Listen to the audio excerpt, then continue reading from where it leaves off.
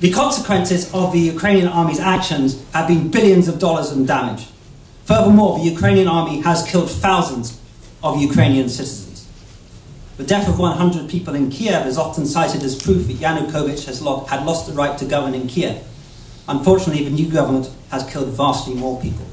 It is common to blame the war on Russian propaganda, which has allegedly brainwashed the people of Donbass. But they haven't needed Russian propaganda to see their cities being shelled and the morgues overflowing. Propaganda only works if it falls on fertile soil. And the reason the soil in Donbass has been so fertile is that the authorities in Kiev have done a really good job in spreading manure. We do Don't not. shut him up by that guy. I'm sorry. Let him quiet. speak. I'm sorry. I'm sharing I'm this sorry meeting. too. And you But be you're shutting quiet. him up. Letting that jerk speak.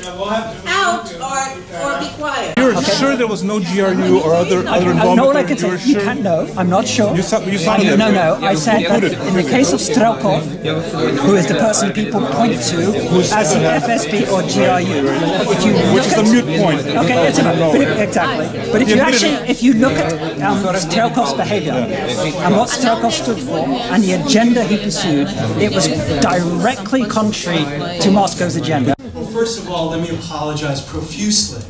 Just like a guy from Washington to show up at the end, hasn't heard anything throughout the entire conference, and is supposed to give you some conclusions. Talk about a metaphor for the US government. There are people out there who think somehow that the US government controls everything. They control the Euromaidan protests. It manipulates like puppets. You know, the Hong Kong protests, the students. Well, there's an aspiration. Sure, there are people in Washington who would like to control all of those events. But frankly, no, they can't. You might think that this whole debate over lethal versus non-lethal aid going to the Ukrainian government is about Ukraine.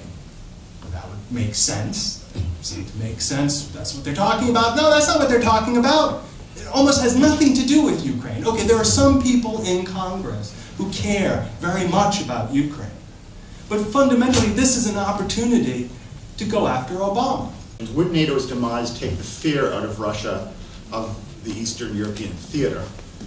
And a related one, if Ukraine would renounce ever to join NATO, if it would declare that it is never going to consider joining NATO, would we have peace in Ukraine and conditions for territorial integrity? The first thing I want to say, which surprised me very much, is that many Russians are quite opposed to the violence, and that doesn't surprise me, but they're very opposed to the aggression into Ukraine. But what surprised me is that there is not an anti-Ukrainian feeling among my colleagues and Russian people in general. What predominates is an anti-Americanism. Today, Ukraine's poorly armed volunteer battalions have been largely responsible in defeating one of the planet's largest and best equipped conventional forces using so-called hybrid war methods. Instead of militarily severing the 8 planned-for provinces of Novorossiya, Russia's hybrid war has been confined to a rump of Donetsk and Luhansk provinces. This notwithstanding the fact that, as the US ambassador pointed out last week, that there are more and more modern arms in the misnomered Donetsk People's Republic and LPR than in a number of NATO countries. I think many people in the room will remember that Russian President Putin was in Germany in the period of the Cold War. And he saw people rising up and overthrowing a communist government. In 2013-14, he sees something very similar happening in Ukraine. He sees people taking to the streets and overthrowing an unpopular, corrupt president. And within a few days, he begins moving into Ukraine.